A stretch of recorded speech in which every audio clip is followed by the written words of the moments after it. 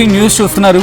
గాంధీ హాస్పిటల్లో డాక్టర్ ప్రియాంక, వైద్య విద్యార్థిని ప్రియాంక భౌతికాయానికి పోస్టుమార్టం జరుగుతూ ఉంది. పోస్టుమార్టం అనంతరం కుటుంబ సభ్యులకు ఆ భౌతిక కాయాన్ని అప్పగించబోతున్నారు. జోగులాంబ గద్వాల జిల్లా ఐజా మండలం ఎక్లాస్పురానికి భౌతికాయాన్ని తరలించబోతూ ఉన్నారు.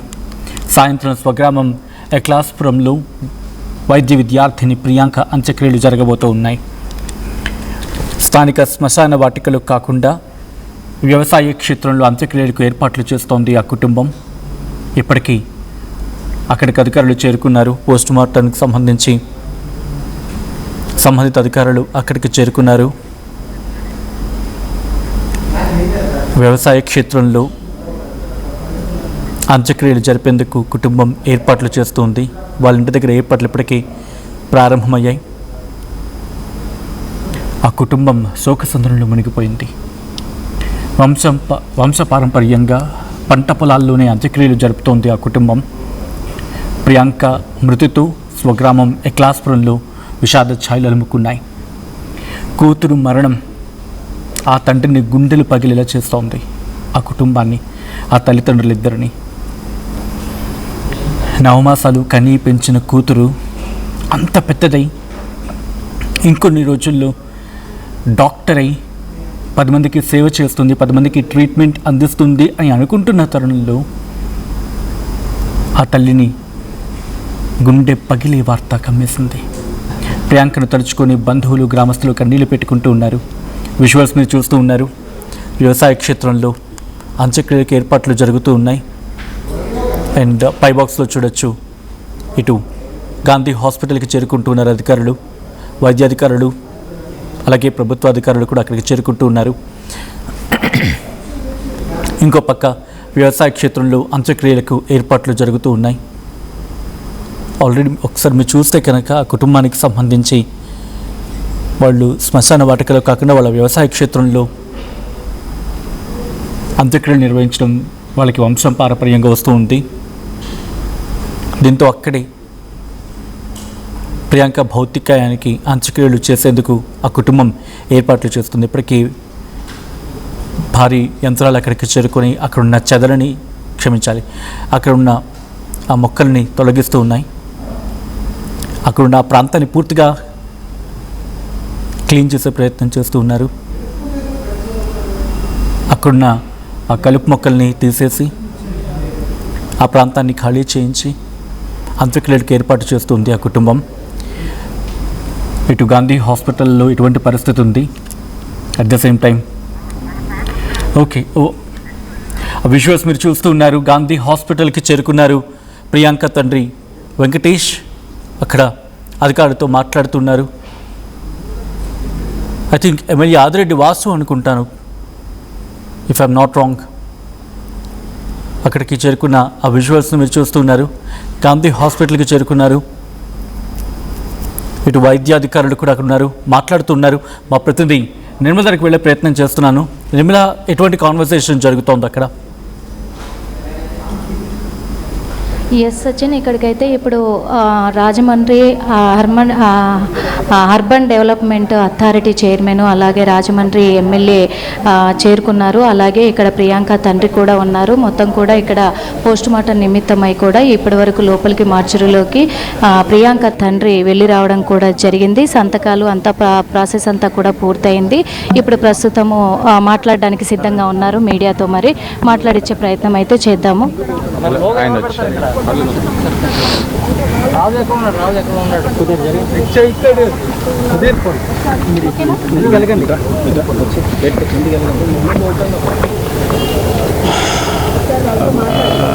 మీడియా వారందరికీ నమస్కారం.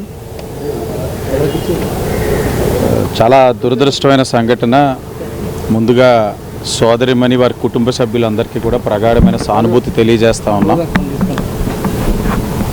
సంఘటన జరిగిన రోజు ఏదైతే 3వ తారీఖు రాత్రి 10ంటికి ఏదైతే సంఘటన మా దృష్టికి తెలిసి ఉందో, తెలిసిన సమయం నుంచి ఎక్కడా కూడా డిపార్ట్మెంటల్గా ఏ విధమైన ఇన్ఫ్లుయెన్స్కి గురి కాకుండా దగ్గరుండి పర్యవేక్షించడం జరిగింది. నేను కానీ, రాజమండ్రి సిటీ శాసనసభ్యుడిగా నేను కానీ, పార్లమెంట్ సభ్యురాలుగా పురంధేశ్వరి గారు కానీ, కలెక్టర్ గారు కానీ, ఎస్పీ గారు కానీ, హోమ్ మినిస్టర్ గారు కానీ, వీళ్ళందరూ కూడా పర్యవేక్షించాం. 3 రోజుల తర్వాత ఎఫ్ఐఆర్ అన్న దానికి నేనే మళ్ళా చెప్పడం జరిగింది. 3 రోజులు కాదు, 3 గంటల్లోనే ఎఫ్ఐఆర్ వేయడం జరిగింది. ఏ విధమైన రాజకీయ ఒత్తిడులు లేవు. ఆ దుష్ప్రచారం వలన కుటుంబం ఒకంతు ఆందోళన ఉన్న సందర్భంలో వారు మరింత భయభ్రాంతులు గురయ్యారు. నిన్న వెంకటేశ్వర గారు రాజమండ్రికి వచ్చారు. దానికి ముందే నేను మాట్లాడడం జరిగింది.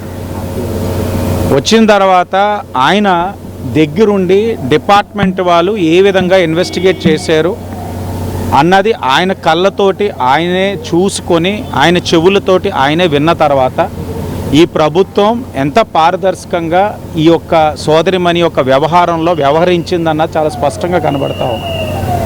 ఎప్పటికప్పుడు ముఖ్యమంత్రి గారు సమీక్షిస్తూ ఉన్నారు, డిప్యూటీ సీఎం గారు పేషి నుంచి సమీక్షిస్తూ ఉన్నారు, ఐటీ విద్యాశాఖ మంత్రి లోకేష్ గారు సమీక్షిస్తూ ఉన్నారు. ఎవరికాలు అడుగుతానే ఉన్నారు ఏం జరుగుతూ ఉందన్నది.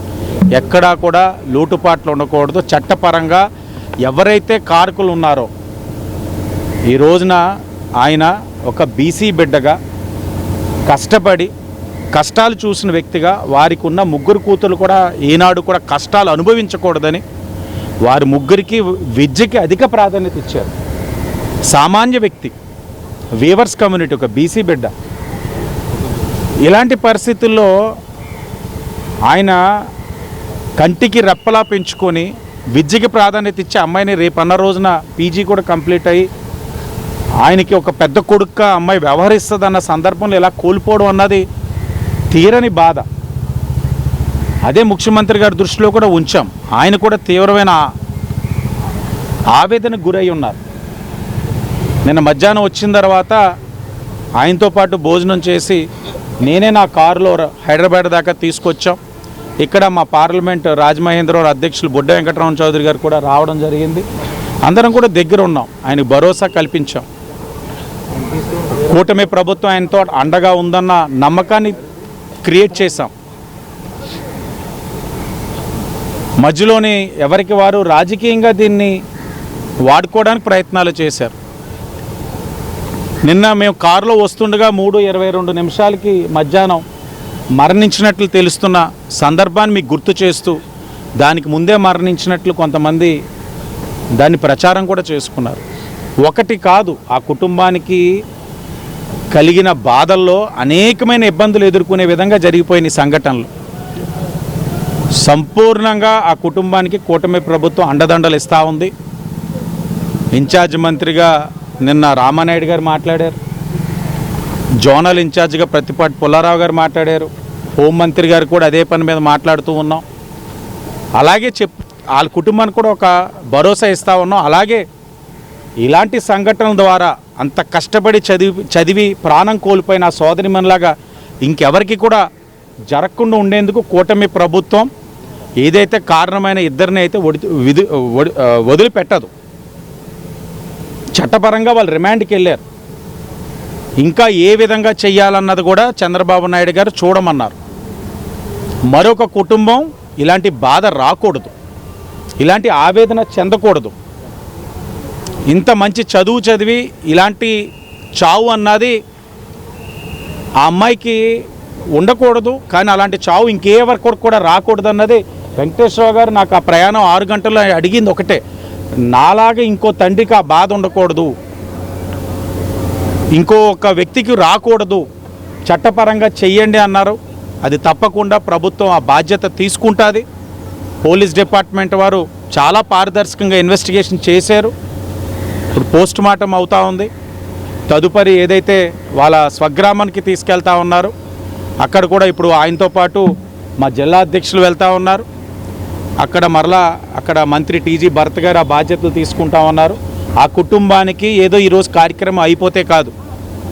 నేను ఆయనతో మాట్లాడిన తర్వాత ఆయన కూడా స్పష్టంగా చేశాను, ఒక బీసీ బిడ్డగా, శాసనసభ్యుని కాదు, ఒక బీసీ బిడ్డగా వారి కుటుంబానికి ఎప్పుడు కూడా అందుబాటులో ఉంటాను, అండగా ఉంటానని నేను చాలా స్పష్టంగా హామీ ఇచ్చున్నాను. ఎందుకంటే నా కుటుంబంలో కూడా ఇలాంటి మరణం జరిగితే కుటుంబం కలిగే ఆవేదన, బాధ, ఒక వ్యక్తి కోల్పోతే ఆ ఇంటిలో ఒక వ్యక్తి పోనట్లు కాదు, ఆ కుటుంబం రోడ్డున పడే పరిస్థితులు వస్తాయి. ఈరోజు అది ఆయనకి వచ్చింది.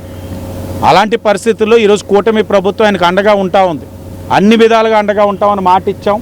మాటకు అనుగుణంగా ఒక్కొక్కటిగా చేసుకుంటూ వెళ్తా ఉన్నాం.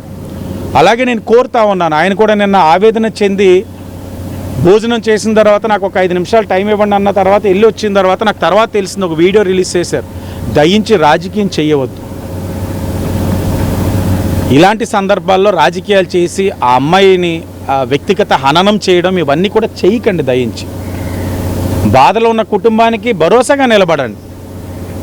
ఈరోజు ప్రభుత్వం చేయాల్సిన కార్యక్రమాలు చేస్తున్నాం, పారదర్శకంగా చేస్తున్నాం. గౌరవ ముఖ్యమంత్రి చంద్రబాబు నాయుడు గారు వెరీ క్లియర్గా ఉన్నారు, డిప్యూటీ సీఎం గారు వెరీ క్లియర్గా ఉన్నారు, IT and education minister Lokesh గారు వెరీ క్లియర్గా ఉన్నారు.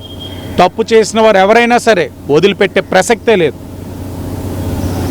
విపరీతమైన న్యూస్, అనేకమైన ట్రోలింగ్స్, ఏదో జరిగిపోతుంది, ఎవరెవరో చెప్పేస్తున్నారంటే ఏమీ లేదు. అపోహలు నమ్మవద్దు. మేము వెరీ క్లియర్గా ఉన్నాం. ఆ కుటుంబానికి 100% కూటమి ప్రభుత్వం అండగా ఉంటా ఉంది. సో ఎందుకు ఇంత ఆలస్యమైందంటే ఏం చెప్తారు సార్? ఆలస్యం ఏమీ అవ్వలేదండి. తరో ఇన్వెస్టిగేషన్ చేశాం. ఎఫ్ఐఆర్ 3 అవర్స్లో వేశాం. డిపార్ట్మెంటల్గా తరో ఇన్వెస్టిగేషన్, ఎందుకంటే అనేకమైన కోణాలు వచ్చేస్తూ ఉన్నాయి. కుటుంబం నుంచి అనేక అనుమానాలు, ఎవరి కాలు మేధావుల కింద భావించి వారి యొక్క మేధోశక్తితోటి అనుమానాలు, వీటన్నిటిని నివృత్తి చేయవలసిన బాధ్యత ప్రభుత్వం పైన ఉంది. కాబట్టి చేసుకుంటూనే వచ్చాము. కానీ ఎక్కడైతే ప్రొసీజరల్ ల్యాప్సెస్ లేవు, తరో ఇన్వెస్టిగేషన్ చేయడం వల్లే జరిగింది. ఏదేమైనా వారి కుటుంబానికి మేము అండగా నిలబడాలని అనుకున్నాం. మరొక కుటుంబానికి కష్టం రాకుండా చూడవలసిన బాధ్యత ప్రభుత్వం పైన ఉంది. ఆ కార్యక్రమాలు కూడా చేస్తాం. మీరు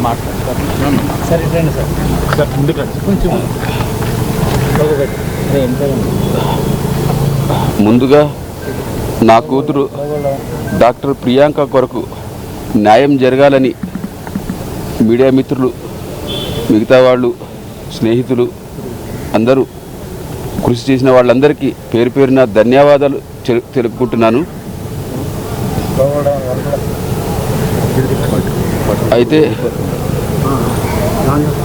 మాకు మొన్న మీ అమ్మాయి చివరి దశలో ఉంది, ఆరోగ్యం ఏం బాగాలేదు, మిగిలే ప్రసక్తి లేదని డాక్టర్లు చెప్పారు కిమ్స్లో. అయితే అమ్మాయి ప్రాణాలతో మిగిలిదని మాకు తెలిసింది. ఆమెను ఇంత దారుణంగా చంపిన వాళ్ళకి శిక్ష పడుతుందో లేదని నా కుటుంబంలో మా బంధువులు, మిత్రులు ఒక్కొక్కరు ఒక్కొక్క అనుమానం చెప్తుంటే, నీవు స్వయంగా పోలీస్ కేసు ఎఫ్ఐఆర్ రాయలేదు, అక్కడ ఏం రాసుకున్నారో, ఎలా దర్యాప్తులు జరుగుతున్నాయో మీరు పట్టించుకోకపోతే ముద్దాయిలకు శిక్ష పడకుండా పోతుంది, మళ్ళీ ఇలాంటివి ఎన్నో చేయవచ్చు వాళ్ళు, నీకు నీ కూతురికి న్యాయం జరగదని ఒక్కొక్కరు ఒక్కో రకంగా చెప్తుంటే నాకు అనుమానం బలపడి నా కూతురు కొన ప్రాణాలతో కొట్టుమిట్టాడుతున్న ఆసుపత్రిలో ఆమెను వదిలేసి నేను అర్ధరాత్రి హైదరాబాద్ నుంచి బయలుదేరి రాజమండ్రి వెళ్ళాను. అక్కడ ఏఎస్పీ గారు, డిఎస్పీ గారు, సిఏ గారు, మిగతా పోలీసులంతా స్టేషన్లో నాకు క్లియర్గా ఎఫ్ఐఆర్ బుక్ చేసిన విషయాన్ని, టైం టు టైం వాళ్ళు నమోదు చేసిన ఈ ఇన్సిడెంట్కి సంబంధించిన వివరాలు చూపించారు. విత్ ఫుటేజెస్, రకరకాల ఏరియాల నుంచి తీసిన ఫుటేజెస్ కలెక్ట్ చేసుకుని ఈ రకంగా చేశాం సార్. నిందితులు తప్పించుకునే అవకాశమే లేదు. మీకు ఇంకా ఏమైనా డౌట్లు అంటున్నారు, ఇంకా ఏదైనా ఉంటే అడగండి అని చెప్తే మేము చాలా క్లియర్గా వాళ్ళతో అన్ని వివరాలు తీసుకుని ఫుటేజెస్ చూసి, ఇంకా కొన్ని డాష్ ఇచ్చిన తర్వాత తలపై ఎక్కించి వెళ్ళిన తర్వాత ఇంకొంచెం ముందుకు వెళ్ళేదాకా కొన్ని కెమెరాలు ఏమన్నా లేవా సార్, అవి కూడా మాకు కావాలి. తర్వాత ఎక్కడెక్కడ పట్టుకున్నారు, ఎక్కడ తిరిగారు అన్నది తీసినారు, కానీ మాకు అవి కూడా కావాలి సార్ అని మేము అడిగాము. వాళ్ళు 2 గంటల్లో యాక్షన్ తీసుకుని 2 గంటల్లో అవి తెచ్చారు. మళ్ళీ అవి కూడా చూపించడం జరిగింది. వాళ్ళు నెంబర్ ప్లేట్ తీసి ఎక్కడ దాచారు కారు అవన్నీ కూడా వివరంగా చెప్పి ఫుటేజెస్ తెచ్చి మాకు చూపించారు. పోలీస్ దర్యాప్తు మీద మాకు కొన్ని ఏం అనుమానాలు వచ్చాయంటే, వాళ్ళ లోకలు, మేము ఎక్కడి నుంచి దూరం నుంచి అక్కడికి వెళ్ళి చదువుకునే వాళ్ళము, మాకు అక్కడ ఏం ఇన్ఫ్లుయెన్స్ ఉంటుందండి? వాళ్ళు ఏమన్నా ఇన్ఫ్లుయెన్స్ యూజ్ చేసుకొని తప్పుదు పట్టిస్తారేమో, ప్రభావితం చేస్తారేమో అని మాకు అనుమానాలు కలిగినాయి. అక్కడికి వెళ్ళి దర్యాప్తు ఎలా చేశారో చూసిన తర్వాత ప్రాపర్గా వెళ్ళింది. అన్ని ఎవిడెన్స్ పర్ఫెక్ట్గా చూపించి ఎక్స్ప్లెయిన్ చేశారు. మాల్లో ఎక్కడ తిరిగారు, ఎక్కడ భోంచేశారు, ఏ సినిమా చూశారు, ఆ టికెట్ల వివరాలు, ఆ time, gate entry, gate out అన్నీ ప్రతిదీ time to time video footages record చేసిన రాతపూర్వకంగా వాడు నోట్ చేసిన వివరాలు అన్నీ చూపించి అన్నీ చెప్పిన తర్వాత మాకు నిజంగా police department hats off sir. మీరు అంత పర్ఫెక్ట్గా చేస్తున్నారు. ఎందుకంటే అప్పటికే అక్కడ ధర్నాలు జరిగినాయి. డాక్టర్లు రాజమండ్రిలో ఉండే ఈమె మిత్రులు డాక్టర్లు, ఇతర ఆసుపత్రుల్లో ఉండే వాళ్ళందరూ డాక్టర్లు ధర్నాలు జరిపినాయంట. నాకైతే ఏం తెలియదు. నేను మా అమ్మాయిని బతికించుకోవాలనే కోణంలోనే బయటకు కూడా వెళ్ళలేదు. ఈవెన్ పోలీసు వాళ్ళ దగ్గరికి వెళ్ళి కంప్లైంట్ కూడా చేయలేదు మొన్నటిదాకా. నేను ఏం జరిగిందో తెలియదు నాకు. ఎలాగైనా మా అమ్మాయిని బతికించుకోవాలనే కోణంలోనే ఉన్నాను, కానీ బయట ఏం జరుగుతుందో నాకు తెలియదు. తర్వాత అక్కడికి వెళ్ళిన తర్వాత తెలిసిన విషయం అన్నమాట ఇది. అంత అలా చేసినందుకు దాన్ని సీరియస్గా తీసుకొని పోలీసు వారు ప్రతిదీ క్లియర్గా నోట్ చేశారు. మీకు దర్యాప్తు తర్వాత మీరు ఆల్రెడీ దర్యాప్తు కొనసాగుతుంది, మీరు మళ్ళీ పోలీసుల దగ్గరికి వెళ్ళి మీరు ఏం డిమాండ్ చేశారు? ఇంతకు నిందితులకు ఎలాంటి శిక్ష పడాలని చెప్పి ప్రధానంగా పోలీసులను మీరు కోరారు. సార్, ఇలాంటి దుర్మార్గులను వదిలిపెడితే ఏమాత్రం చట్టాన్ని వాళ్ళు మిస్యూజ్ చేసుకొని మళ్ళీ బయటకు వస్తే ఇలాంటివి ఇలాగే రిపీట్ అయితే సమాజం ఏమైపోవాలి సార్? నాలాంటి తల్లిదండ్రుల గుండె కోతలు ఇంకా ఎంతమందికి అన్యాయం జరగాలి? ఇంకా ఎంతమంది ఏడవాలి ఇలాగా? ఇంకా ఎంతమంది ఇలాగ ఏడవాలి? అది జరగకూడదని చెప్పాను. మీరు ఖచ్చితంగా అన్ని నిందితులు తప్పించుకోకుండా సెక్షన్లు కరెక్ట్గా పెట్టి వాళ్ళకి నా కూతురు సస్తే ఖచ్చితంగా వాళ్ళకి శిక్ష పడేలాగా మీరు మాకు చేయండి, న్యాయం చేయండి అని చెప్పాను. వాళ్ళు కూడా చేస్తామన్నారు సార్. అక్కడ కలిసిన తర్వాత నాకు నమ్మకం వచ్చింది. తర్వాత ఎస్పీ గారు కూడా మాట్లాడారు. అయితే ఏపీ గవర్నమెంట్ ఎవరు నాకు ఏమీ చేయలేదు. ఎందుకు ఇంత న్యూస్ బయట నాకు తెలిసింది తర్వాత 2-3 రోజుల తర్వాత ఇలా జరుగుతుంది మా బంధువులు ఒక్కొక్కటిగా చూపిస్తుంటే ఇంత న్యూస్ స్ప్రెడ్ అయినా కూడా ప్రభుత్వం వాళ్ళు ఎందుకు చర్య తీసుకోవట్లేదని నేను ఆవేదన చెందాను. అందుకే మీడియా మిత్రులు పిలిచినప్పుడు నా కడుపులో ఉండే బాధనంతా మీడియా ముందర నేను వాళ్ళని ప్రభుత్వాన్ని ప్రశ్నిస్తూ నేను మాట్లాడిన ఆవేదన అంత ఆవేదనలో ఉండింది. వాళ్ళకు కూడా తెలియదు కదా, అంటే తెలియదా ఇట్లా జరుగుతున్నది, ఇంత న్యూస్ వస్తున్నాయి, చూసుకోలేదా? ఒక తల్లిదండ్రుల గుండె కోత వాళ్ళకి అర్థం కాలేదని నేను గట్టిగా ప్రశ్నించాను. నా బాధ, నా కడుపు కోత ప్రభుత్వానికి వినిపించింది. ఫైనల్గా ఎందుకు వినిపించలేదని నేను గోడు వెళ్ళగక్కున్నాను. గట్టిగా అడిగాను, మనస్ఫూర్తిగా నేను నా గుండె లోతుల్లో నుంచి నా బాధ మీడియా ముందర, మీ అందరి మీడియా ముందర నేను చెప్పుకుంటే వాళ్ళకి వినిపించి వెంటనే స్పందించారు. అక్కడి నుంచి నాకు ప్రభుత్వం తరపున లోకల్ ఎమ్మెల్యే గారిని పంపించారు. అంతకుముందే ఒక రోజు ముందు సారు ఎమ్మెల్యే గారు శ్రీనివాస్ గారు ఫోన్ చేశారు. సార్, నేను సో సార్, నేను లోకల్ రాజమండ్రి ఎమ్మెల్యే గారిని, మీరేం భయపడక, మీరు ప్రభుత్వం మీకు అండగా ఉంటుంది, మీరు భయపడొద్దు, బాధపడొద్దు, మేమంతా మీకు ఉన్నామని చెప్పారు.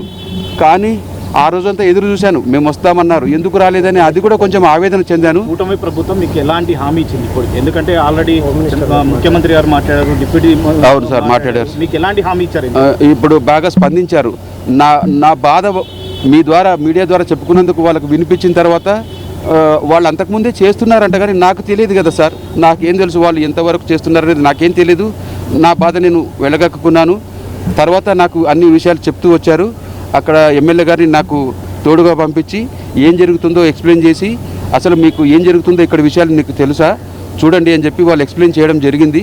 అప్పుడు మినిస్టర్ గారు కాన్ఫరెన్స్లో నాతో మాట్లాడిచ్చారు. వాళ్ళు కూడా చెప్పారు, మీకు జస్ట్ ఇన్ఫార్మ్ చేయకపోవడం అనేది గ్యాప్ జరిగింది, అన్ని విధాలుగా మీకు మేము అండగా ఉంటాం. భరోసా అంటే సార్, ఎలాంటి భరోసాలు చేస్తామన్నారంటే, నేను పర్టికులర్గా ఇది కావాలని నేను అడగలేదు. వాళ్ళే ముందుకొచ్చి నిన్న ఎక్స్గ్రేషియా ఎంతో 20 lakhs చేశారంట. మా వాళ్ళు పిల్లలు చెప్పారు, బాబాయ్ మాకు ఇట్లా ఇది చేశారంటే, సార్ ప్రభుత్వం తరపున నేను, సార్ మీరు ఎవరు లేరా, నేను ఒంటరిని అని చెప్పి నా బాధ చెప్పినందుకు వాళ్ళంతా స్పందించి ఇంకా ఏమేమి చేస్తారో నాకు తెలియదు. కానీ మేడం, నిందితులకు ఉరి శిక్ష వేయాలి మేడం. నాలాంటి తల్లిదండ్రుల గుండె కోత మళ్ళీ రిపీట్ కాకూడదు. ఇట్లా తాగి ఇష్టం వచ్చినట్టు తిరిగితే మిగతా ఆకతాయిలు ఉంటారు, వాళ్ళు ఏమనుకుంటారు, ఇలా తగిలిస్తే ఏం కాదులే అనే మెసేజ్ సమాజంలో వెళ్తుంది. ఆ ఇద్దరి తల్లిదండ్రులకి మీ బాధ కనిపించడం లేదా? ఇద్దరు తల్లిదండ్రులు వాళ్ళు ఎవరో వాళ్ళకి కనిపించిందో లేదో, మాకైతే గుండెకోత మిగిలిచ్చినారు. మిగిలిన జీవితం బతకడం, నా కూతురు లేకుండా, నా గుండెకాయ నా పెద్ద కూతురు, ఆమె లేకుండా నేను నా లైఫ్ ఎలా లీడ్ చేయాలో నాకు ఏం తోచడం లేదు. ఆమె లేని జీవితం ఊహించుకోలేకపోతున్నాను. ఇక్కడ ప్రస్తుతం అయితే రాజమండ్రి ఎమ్మెల్యే గారు నాకు దగ్గరుండి అన్ని చూసుకుంటున్నారు. కలెక్టర్ గారు కూడా నిన్న అక్కడ పిలిపించుకొని నాతో మాట్లాడారు. అన్ని రకాల మీరు ఎక్కడ అధైర్యపడొద్దండి, మేమంతా మీ కొరకు చేస్తున్నాము, మీకు తెలియట్లేదు అని వాళ్ళు చెప్పిన తర్వాత ప్రభుత్వం మీద నాకు నమ్మకం వచ్చింది. వాళ్ళు ఏమేమో చేశారో అవన్నీ క్లియర్గా నాకు చెప్పారు, చూపించారు. కాబట్టి ఎవరు వినట్లేదు అనుకున్నా. మేడం, నాది మా పూర్వీకులంతా జోగులాంబ గద్వాల జిల్లా ఐజ మండలం ఎక్లాస్పురం విలేజ్ మాది. నా కూతుర్లని చక్కగా చదివించుకోవాలనే ఉద్దేశంతో మాకు దగ్గరగా ఉండే కర్నూలు టౌన్కి నేను షిఫ్ట్ అయ్యాను వాళ్ళ విద్య కోసమే. అలా ఎందుకు వెళ్ళానంటే, చదువుకున్న వాళ్ళు మా కుటుంబాల్లో కొంతమంది చక్కగా బతుకుతున్నారు, వాళ్ళ లైఫ్ స్టైల్ చాలా బాగుండేది. మేము ఎందుకు మా ఫ్యూచర్లో మా పిల్లల్ని కూడా ఇలా బతకాలంటే ఏం చేయాలని, ఎడ్యుకేషనే దీనికి కారణం అని చెప్పి నేను పక్కనే ఉండే కర్నూలుకి షిఫ్ట్ అయ్యి వాళ్ళని చక్కగా చదివించుకున్నాను. అయితే అప్పుడు ఈ బైఫర్కేషన్ ఇవన్నీ ఏమి లేవుగా, అంతా ఏపీ ఒకటే, మాకు దగ్గర ఉండేది కర్నూలే. సో అక్కడికి మాది చాలా పెద్ద కుటుంబము, అందులో నా ఒక్క కుటుంబమే అక్కడికి షిఫ్ట్ అయ్యాను. కారణం ఏంటంటే విద్యకు విలువ ఇవ్వాలి, విద్యని ఇంపార్టెన్స్ ఇవ్వాలనేది నేను స్వయంగా నేను గ్రహించి నా మదిలో గట్టిగా నేను నిర్ణయించుకొని అక్కడికి షిఫ్ట్ కావడం జరిగింది. మిగతా మా అన్నదమ్ములు, మా చిన్నాయన పెద్దనాయన అందరూ ఎక్లాస్పురంలోనే ఉంటారు. కాబట్టి ఇప్పుడు వాళ్ళు ఏమంటున్నారంటే, ఇక్కడ అంతా కుటుంబం మన పూర్వం అంతా ఇక్కడే ఉన్నారు, ఇక్కడే మనము మిగతా కార్యక్రమాలు చేసుకుందాము. ఇక నీ కుటుంబం ఒకటే కర్నూలులో కదా, ఇక్కడ వందలాది మంది ఇక్కడే ఉన్నాము, నీ కుటుంబం మాత్రమే అక్కడ ఉంది, అలా కాదు ఇక్కడే చేసుకుందామని చెప్పారు. మేము ప్రస్తుతం ఎక్లాస్పురం విలేజే డిసైడ్ చేసినారు మా కుటుంబ పెద్దలు. ప్రభుత్వానికి, చంద్రబాబు నాయుడు గారు ముఖ్యమంత్రి గారికి, ఉప ముఖ్యమంత్రి పవన్ కళ్యాణ్ గారికి, తర్వాత లోకేష్ ఎడ్యుకేషన్ మినిస్టర్ గారికి, హోమ్ మినిస్టర్ అనితమ్మ గారికి, వీళ్ళకి నా బాధ తీవ్రమైన ఆవేదనతో నేను వాళ్ళని గట్టిగా నా పిలుపు అడిగాను. నేను వాళ్ళని ప్రశ్నించాను. వాళ్ళు నిజంగా స్పందించి ఈరోజు నాకు న్యాయం చేస్తున్నారు, వాళ్ళు నాతో ఉన్నారు, నాకు భరోసా కలిగింది. అక్కడి లోకల్ ఎమ్మెల్యే గారిని పంపించి వాళ్ళు కూడా నాకు మొదటి నుంచి ఈరోజు దాకా నా వెంటే ఉండి అన్ని పనులు చక్కగా, నాకు ఏమాత్రం స్ట్రెస్కు గురి కాకుండా, నేను మానసికంగా మరీ మీరు ఒత్తిడికి లోనవుతున్నారు, మీరు బాధపడొద్దండి అని చెప్పి వాళ్ళు నాకు ఎప్పటికప్పుడు ధైర్యాన్ని ఇస్తూ నాకు అన్ని విధాలా వాళ్ళే చూసుకుంటున్నారు. ఎందుకంటే ఇది సార్